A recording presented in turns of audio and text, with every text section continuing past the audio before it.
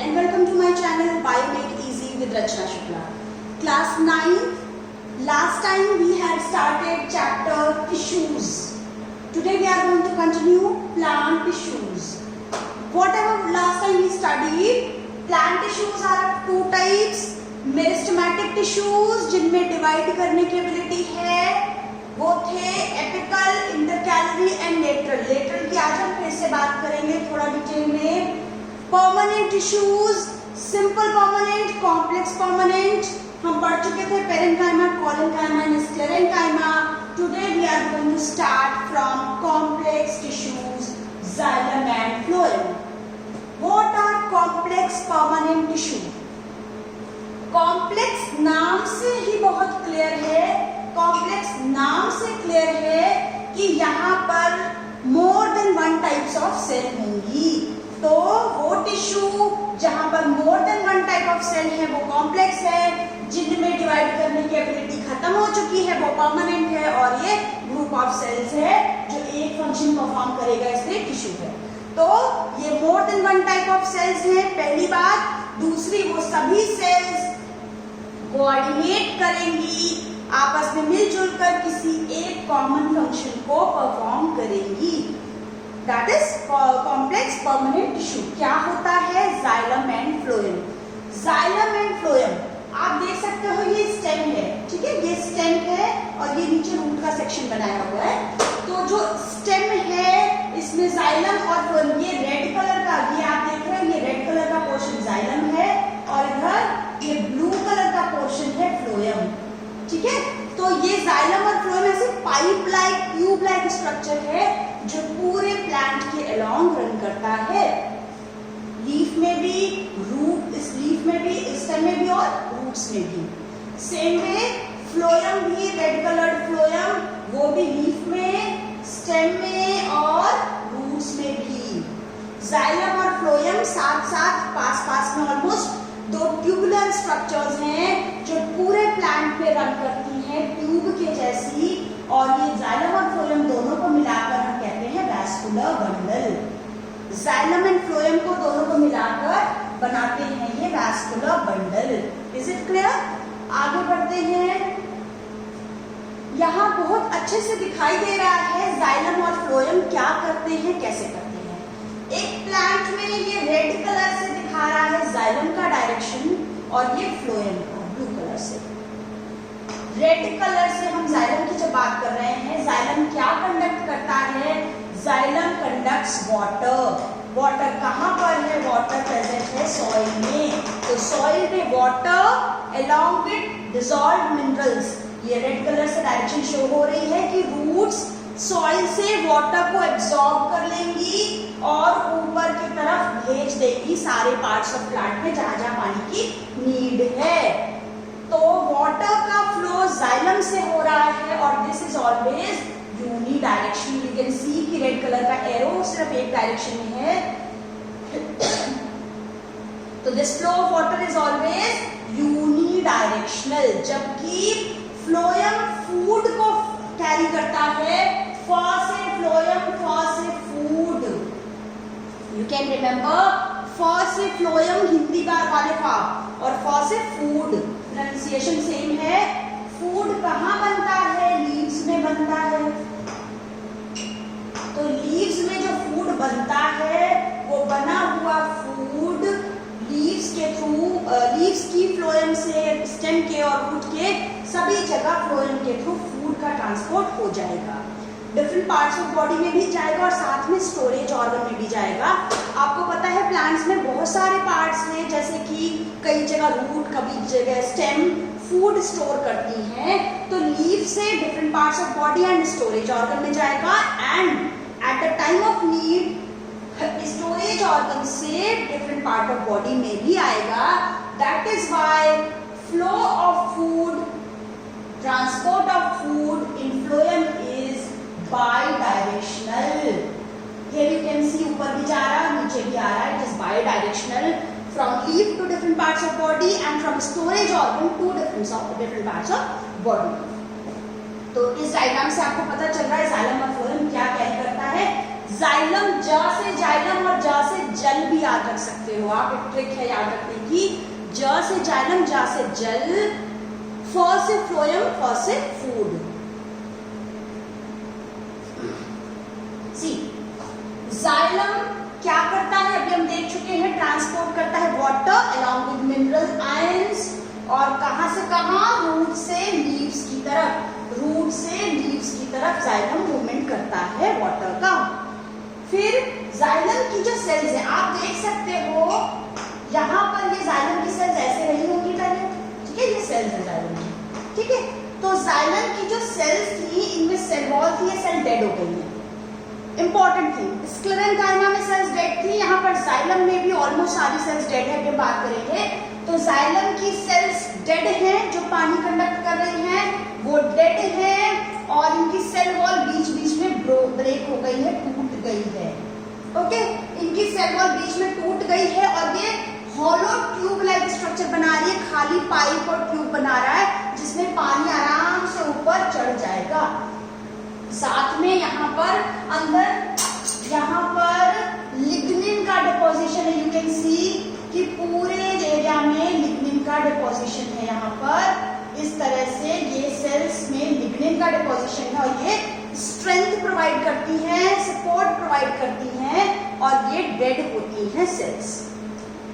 Xylem की बात हुई, फ्लोएम की बात करते हैं। फ्लोएम फूड को ट्रांसपोर्ट करता है। फूड कहाँ बनता है, फोटोसिंथेसिस से ये फूड ग्लूकोज बनता है लीव्स में, तो लीव्स से पूरे प्लांट बॉडी में चला जाएगा फ्लोएम के थ्रू फूड।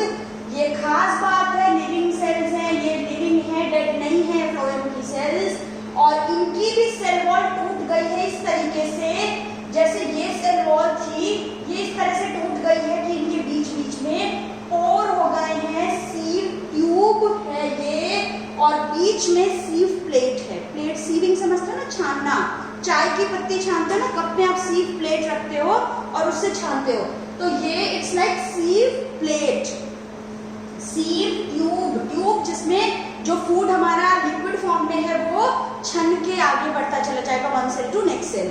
तो ये है सीव ट्यूब, अभी हम देखेंगे इसका नाम। इस सीव ट्यूब के बीच में दिस इज सीव प्लेट, ये सीव प्लेट है जिनके बीच बीच में पोर्स है, ठीक है। तो दिस इज द सीव प्लेट, ये लिविंग है, और फ्लोएम के थ्रू फूड के ट्रांसपोर्ट की प्रोसेस को कहते हैं ट्रांसलोकेशन। आप 10th क्लास में इसको पढ़ोगे। ट्रांसलोकेशन क्या है, transport of food through phloem is called translocation. Now xylem की अब हम बात करेंगे कि जाइलम में 4 टाइप्स ऑफ सेल्स होती हैं। आप पहली बार शायद ये नाम सुन रहे हो तो आपको नाम याद रखने हैं, xylem tracheids, vessels, xylem parenchyma and xylem fibres. फिर से जाइलम ट्रैकीड्स, वेसल्स, ये चौड़ी चौड़ी सी वेसल्स हैं, ये वेसल्स हैं, ठीक है, ये चौड़ी चौड़ी सी जो थी ये वेसल्स हैं जाइलम की, ठीक है। फिर ये पतली पतली सी ट्रैकीड्स हैं, दीज आर ट्रैकीड्स। ये है जाइलम पेरेन्काइमा, पर्पल कलर की ये दिख रही है जाइलम पेरेन्काइमा, और ये है जाइलम फाइबर्स, ओके। फिर से ये मोटी सी चौड़ी सी है जाइलम वेसल्स, ये पतली पतली ट्रैकीड्स हैं, ये जाइलम फाइबर्स हैं, और ये जाइलम पेरेन्काइमा है। अब जाइलम ट्रैकीड्स और वेसल्स दोनों ही ट्यूबुलर स्ट्रक्चर फॉर्म करती हैं जो वाटर को और मिनरल्स को अपवर्ड, वर्टिकली अपवर्ड ट्रांसफर करती है। इसके बाद अच्छा मुझे बताओ, इन चारों नामों में से कोई आप गेस कर सकते हो कौन सी लिविंग होगी, बाकी 3 डेड हैं यहाँ पर, तो आप आसानी से गेस कर सकते हो। आपने पढ़ा था पेरेन्काइमा, कोलेन्काइमा, स्क्लेरेन्काइमा, आपने अच्छे से याद किया था। पेरेन्काइमा की सभी सेल्स लिविंग होती हैं, पेरेन्काइमा की सभी सेल्स लिविंग होती हैं, बाकी की 3 डेड होंगी। तो पेरेन्काइमा नाम है, ये लिविंग है, बाकी 3 डेड हैं। Tracheids, vessels and xylem fibres dead हैं। फाइबर्स होते हैं स्क्लेरेन्काइमा, एक्चुअली फाइबर्स आपको याद है स्ट्रक्चर पढ़ी थी, स्क्लेरेन्काइमा की स्ट्रक्चर में आपने ऐसे करके फाइबर्स पढ़े थे, ठीक, लिग्निन की वॉल थी, उसके बाहर पतली सी ल्यूमन थी, ऐसे फाइबर की स्ट्रक्चर आपने पढ़ी थी। तो फाइलम स्क्लेरेन्काइमा के बने हैं, तो ये डेड होगा श्योरली, इसलिए सपोर्टिव फंक्शन है, स्क्लेरेन्काइमा भी सपोर्ट देती थी। ये सभी सेल्स डेड हैं और थिक वॉल है इनकी, आप देख सकते हो, ये वाटर को ट्रांसपोर्ट करेंगे। जैसे जाइलम में 4 नेम्स हैं, वैसे ही फ्लोएम में भी 4 नेम्स हैं, 4 तरह की सेल्स हैं। जाइलम में ये 4 डिफरेंट तरीके की सेल्स हैं। ये सभी सेल मिलकर एक फंक्शन परफॉर्म कर रही है, that is conduction of water, transport of water. जबकि फ्लोएम में क्या होगा, 4 तरह की सेल्स हैं, sieve tube, companion cell, phloem fibre and phloem parenchyma. Phloem fibre, phloem parenchyma. Parenchyma तो आपको पता ही है कि लिविंग होगी। मैं बता रही हूँ कि सीव ट्यूब, कंपेनियन सेल सभी लिविंग हैं। The only dead cell is phloem fibre, वहां सिर्फ लिविंग है पेरेन्काइमा और यहाँ सिर्फ डेड है फाइबर, बाकी तीनों लिविंग हैं। फ्लोएम फूड को ट्रांसपोर्ट करने के लिए एनर्जी चाहिए, तो तीनों लिविंग सेल्स मिलकर ये काम करती हैं। The only dead cell is phloem fibres. क्या 3 नेम है, सीव ट्यूब, ये चौड़ी सी ये सीव ट्यूब है, ये पूरी सीव ट्यूब है। ओके, ये सीव ट्यूब के साथ ये है सीव प्लेट, प्लेट समझ रहे हो, जिसमें पोर्स हैं जिनके थ्रू ये फूड इधर आ रहा है। ओके, फिर सीव ट्यूब की बात हो गई। कंपेनियन सेल्स, ये है हेल्प करने के लिए, कंपनी देने के लिए कंपेनियन सेल्स। बगल में सीव ट्यूब के बगल में है कंपेनियन सेल्स। फिर ये है phloem parenchyma, these are the phloem parenchyma, और पीछे फ्लोएम फाइबर्स भी होंगे, इस तरह के fibres like structure phloem fibres भी होंगे। तो 4 तरह की सेल्स हैं, sieve tube, companion cell, phloem parenchyma and phloem fibres. याद रहेगा क्या काम करते हैं फ्लोएम, फूड का ट्रांसपोर्ट। फूड का ट्रांसपोर्ट बाय डायरेक्शनल होता है, ऊपर से नीचे, नीचे से ऊपर, सभी जगह जा सकता है। स्टोरेज और leave to different parts of body and storage organ to different parts of body. अब हम जल्दी से एक नजर में जाइलम और फ्लोएम का डिफरेंस पढ़ लेते हैं, जो अभी तक पढ़ा है उसी का रिकैप है ये। जाइलम की ज्यादातर सेल्स डेड हैं, जबकि फ्लोएम की लिविंग है। जाइलम में सेल वॉल मोटी सी होती है, थिक सेल वॉल होती है, जबकि यहाँ थिक सेल वॉल नहीं होती है। ये वुड में होते हैं, जो स्टेम की वुड होती है वहां पर जाइलम होता है, और जो प्लांट का बार्क होता है वहां पर फ्लोएम होता है। ये वाटर और मिनरल्स को कंडक्ट करता है, जबकि ये फूड को ट्रांसपोर्ट करता है। यहाँ पर मटेरियल दोनों, यहाँ पर सिर्फ अपवर्ड डायरेक्शन में ही मूवमेंट होगा, यहाँ पर दोनों डायरेक्शंस में मूवमेंट फूड का हो सकता है। ये स्टेम को सपोर्ट भी करता है क्योंकि इसमें फाइबर्स हैं और ये ज्यादातर सेल्स डेड है, यहाँ पर ज्यादातर सेल्स लिविंग है, ये सपोर्ट नहीं करता है। लुक एट दिस पिक्चर, ये है एक रूट का सेक्शन, मींस रूट ऐसे करके होगी, ठीक है। तो रूट में आपने छोटा सा पोर्शन कट करा है, ये वो डायग्राम है। तो अब आप देखो यहाँ पर आपको क्या दिखाई दे रहा है। सबसे पहले तो आपको यहाँ पर एक आउटर लेयर दिख रहा है, इस तरह से आपको ये आपको आउटर लेयर दिखाई दे रही है, ठीक है। ये आउटर लेयर आपको दिखाई दे रही है, सेलुलर बनी हुई है, मैंने सिर्फ ऐसे बना दिया। ये आउटर लेयर आपको दिख रही है। आप अभी पढ़ चुके हो xylem phloem vascular bundle form करता है। ये रेड कलर का सारा पोर्शन ये है जाइलम, ये जाइलम है, रेड कलर का जो दिख रहा है ये जाइलम है। ये येलो कलर का पोर्शन है फ्लोएम। इसके अलावा यहाँ पर जो पर्पल कलर का, मैं पर्पल ही बना देती हूँ, ये है पर्पल कलर का जो एरिया आपको दिख रहा है ब्लू कलर का, ये एरिया है आपका कोई फिलिंग टिश्यू। हमने बात की थी कोई फिलिंग टिश्यूज होते हैं जो पूरे में भरे होते हैं, ये पेरेन्काइमा, कोलेन्काइमा या स्क्लेरेन्काइमा होते हैं। तो मोस्टली पेरेन्काइमा बात कर ले तो ये फिलिंग टिश्यू ये है। इसके अलावा यहाँ पर फिलिंग टिश्यू ये है, ये पूरा फिलिंग टिश्यू भरा हुआ है ना। ये ग्राउंड टिश्यू भी बोल सकते हैं, फिलिंग टिश्यू कोई नया टिश्यू नहीं है, ये कुछ भी हो सकता है, पेरेन्काइमा, कोलेन्काइमा, स्क्लेरेन्काइमा। ओके, ये कुछ भी हो सकता है, पेरेन्काइमा, कोलेन्काइमा, स्क्लेरेन्काइमा। ओके, तो अब हमारे पास क्या बचा, outer protective covering that is epidermis. Outer protective covering that is epidermis की अब हम बात करेंगे। ये जो सबसे बाहर की कवरिंग है दैट इज एपिडर्मिस। ठीक है, तो आपको पता चल गया बीच में वैस्कुलर बंडल है, ये पूरा जाइलम का स्ट्रैंड है, ये फ्लोएम के स्ट्रैंड्स हैं, और यहाँ बचे हुए पोर्शन में फिलिंग टिश्यू या पैकेजिंग टिश्यू या ग्राउंड टिश्यू भरा हुआ है जो कि जाइलम फ्लोएम या जो कि पेरेंट कॉलम है, स्क्लेरोफाइमा हो सकता है, और किनारे प्रोटेक्टिव टिश्यू एपिडर्मिस की हम बात करेंगे। वो रूट का सेक्शन था, this was the section of root, और ये अब सेक्शन ऑफ स्टेम है। स्टेम का सेक्शन है सेम थिंग, ये है यहाँ पर जाइलम, ये है यहाँ पर फ्लोएम, इन दोनों के बीच में होती है कैम्बियम। हमने एक नाम सुना था कैम्बियम जब हमने लेटरल मेरिस्टेमेटिक टिश्यू की बात की थी। हम पढ़ेंगे कि ये जो कैम्बियम होता है ये जाइलम फ्लोएम के बीच में होता है, ये टूटता रहता है, ये मेरिस्टेमेटिक टिश्यू है, ये बाहर के तरफ सेकेंडरी फ्लोएम, अंदर सेकेंडरी जाइलम, मींस ये सेकेंडरी टिश्यू बनाता है, पहले से नहीं होता, बाद में यहाँ पर सेल्स डिवाइड होती जाएंगी अंदर की तरफ भी और बाहर की तरफ, और ये इस तरह से स्टेम हमारा बढ़ता चला जाएगा बाहर को। तो जाइलम है, फ्लोएम है, बीच में इनके कैम्बियम है, बाहर आप एपिडर्मिस है, बीच ये वो वैस्कुलर बंडल हो गया, और यहाँ पर कोई फिलिंग टिश्यू भरा है, पेरेन्काइमा कॉलम स्क्लेरल कुछ भी, यहाँ पर फिलिंग टिश्यू भरा हुआ है। ठीक है, ये इस छोटे से पार्ट को यहाँ पर इस तरह से ड्रॉ किया गया है इस डायग्राम में, जिसमें सेलुलर बनाया है। ये है जाइलम सारा, ये है यहाँ पर फ्लोएम, ये है फ्लोएम, और बचा हुआ ये फिलिंग टिश्यू है एपिडर्मिस की हम बात शुरू करते हैं। ये प्रोटेक्टिव टिश्यू है, बाहरी लेयर है एपिडर्मिस, तो this is the outer covering of the cell. ये आउटर कवरिंग है किसी भी प्लांट के बॉडी पार्ट की, रूट स्टेम लीफ कहीं पर भी, ये प्रोटेक्शन करता है एरियल पार्ट्स की। एपिडर्मिस एक मोटी सी चिकनी सी थिक वैक्सी वाटर रेजिस्टेंट लेयर सिक्रीट करती हैं।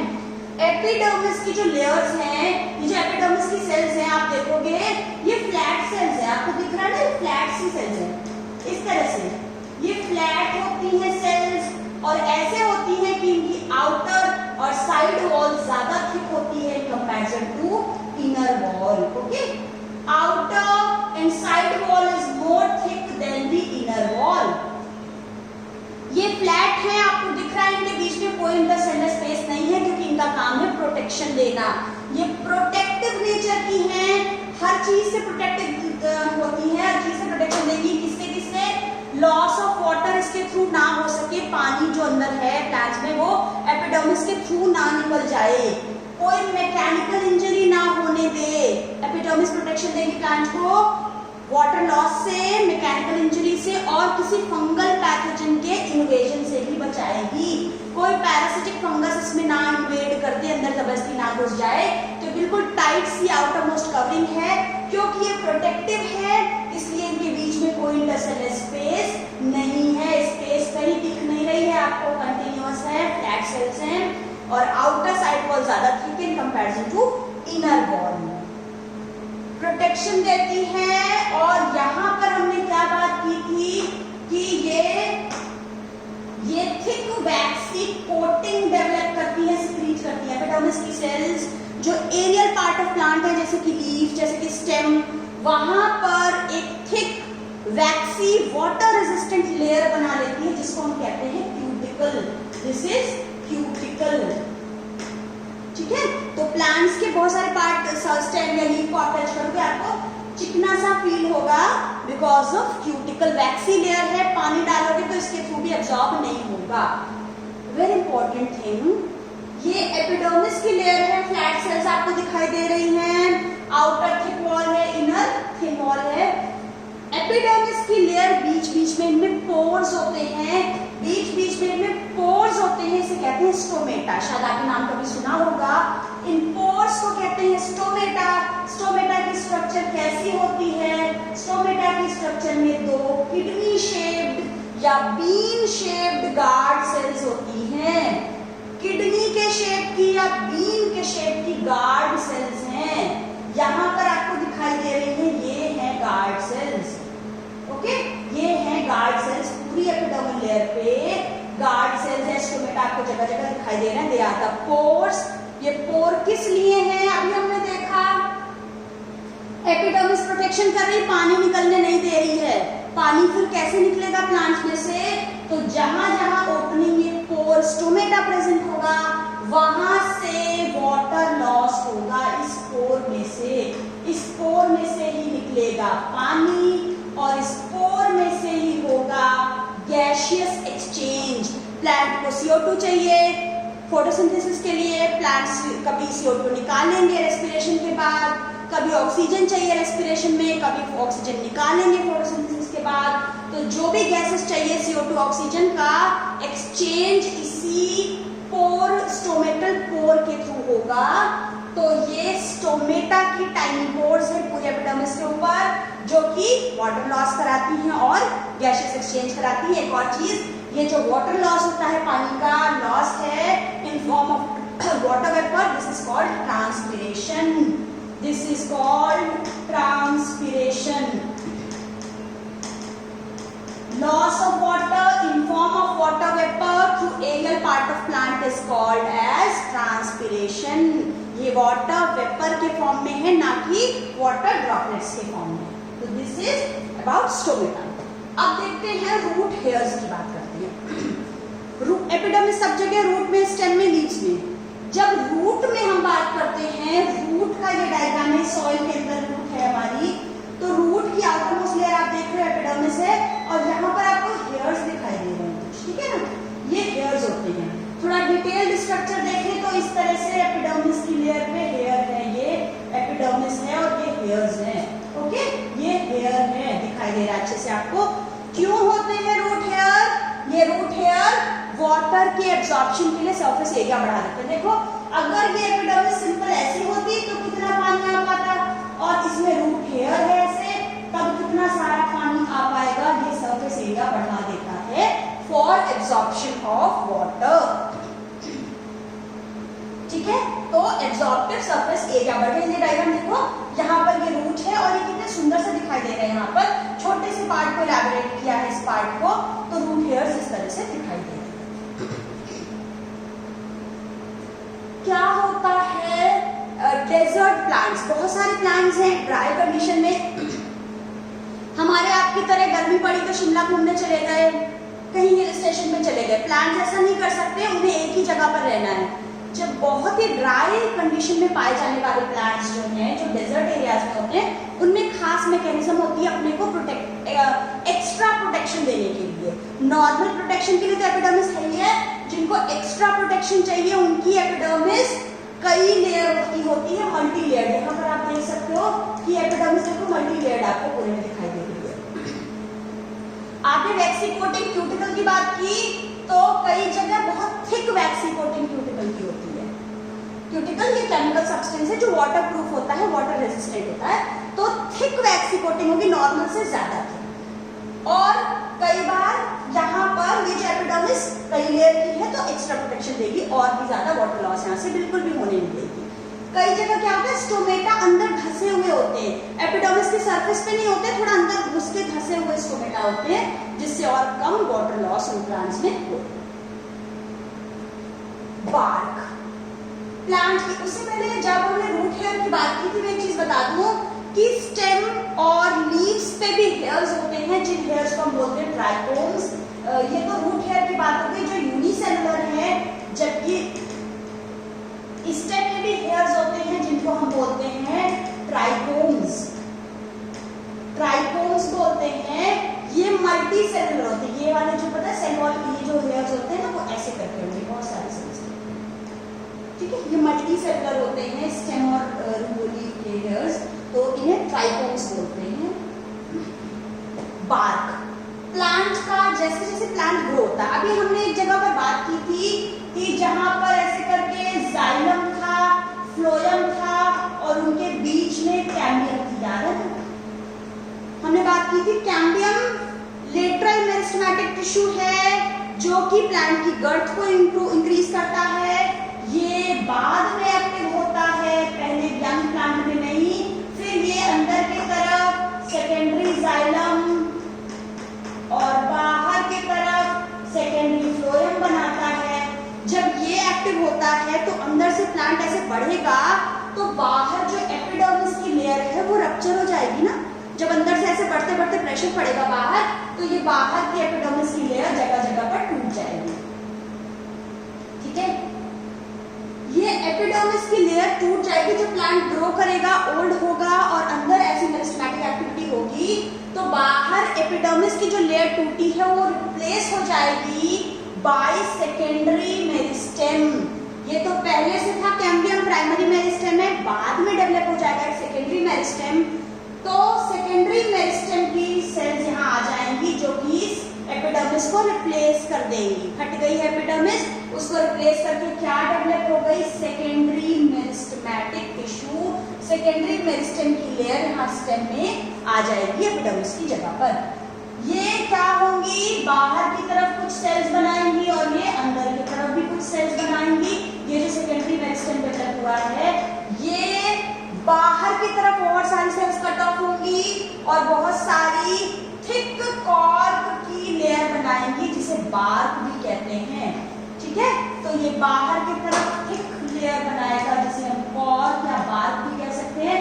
याद है आपको रॉबर्ट हुक ने सेल डिस्कवर की थी तो इसी बार्क में से प्लांट के आउटर कवरिंग जो बार्क होता है उसी में से सेक्शन कट करा था और उसी में उन्हें सेल की स्लाइड देखी थी।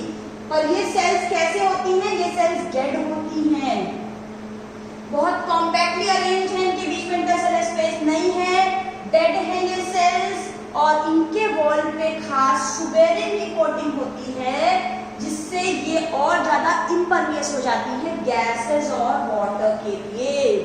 इन पे सुबेरिन की कोटिंग होती है, डेड सेल्स हैं, थिक सेल वॉल है और ये कॉम्पैक्टली अरेंज्ड है, इनमें सुबेरिन की कोटिंग है और भी ज्यादा इम्परवियस कर देती हैं। तो ये जो बार्क हम देखते हैं प्लांट का वो क्या है आपको समझ में आ गया। ये डेड टिश्यू है, जो सारा कुछ हमने पढ़ा है बहुत जल्दी उसकी समरी है एपिडर्मल टिश्यू की। ये आउटर प्रोटेक्टिव टिश्यू है प्लांट का। ये जो भी पोर्शन एयर में एक्सपोज होते हैं वहां पर वैक्सीन क्यूटिकल की कोटिंग डेवलप हो जाती है। रूट्स में रूट हेयर होते हैं जबकि स्टेम और लीव्स में जो हेयर्स है वो मल्टीसेलुलर है, वो ट्राइकोम्स कहते हैं उनको हम। ये जो लीव्स और स्टेम के ट्राइकोम्स है मल्टीसेलुलर हेयर, ये इसको टू मच सन और मॉइस्चर से प्रोटेक्शन देते हैं, मॉइस्चर रिजर्व इनका निकल ना जाए, ये प्रोटेक्शन देते हैं। और लीव्स के अंदर स्टोमेटा होते हैं, स्टोमेटा में किडनी शेप्ड गार्ड सेल्स होते हैं जो गैसियस एक्सचेंज और वाटर लॉस के लिए, ट्रांसपिरेशन के लिए रिस्पॉन्सिबल है। पेरिडर्म होता है प्लांट का आउटर वुडी पार्ट। ये ओल्ड वुडी प्लांट होते हैं जो उनमें एपिडर्मिस सेकेंडरी मेरिस्टेमेटिक टिश्यू वहां पर डेवलप हो जाता है रिप्लेस करके एपिडर्मिस को, और वो कॉर्क कॉर्क बनाती है। कॉर्क की सेल्स प्रोटेक्शन देती हैं, आपने देखा भी ये कॉर्क की सेल्स थी बाहर की तरफ, बाहर तो कॉर्क की सेल्स बनाता है और अंदर की तरफ ये कॉर्क कैम्बियम जो होती है बाहर कॉर्क की सेल्स बनाता है और ये कॉर्क कैम्बियम ये जो कॉर्क कैम्बियम है यही बनाता है इस कॉर्क की सेल्स को। उसके अलावा जब स्टेम बहुत पुराने हो जाते हैं, फट जाते हैं, तो आपने कई बार स्टेम के यहाँ पर एक ऐसे करके ओपनिंग सी लेंस के शेप की ओपनिंग देखी होगी जिसे लेंटिसेल्स कहते हैं, यहीं के थ्रू गैसियस एक्सचेंज हो जाता है। पुरानी जो वुडी स्टेम्स है उनमें छोटा छोटा पोर रप्चर क्रिएट हो जाता है, उसे लेंटिसेल्स कहते हैं गैसियस एक्सचेंज के लिए। This is all about plant tissue.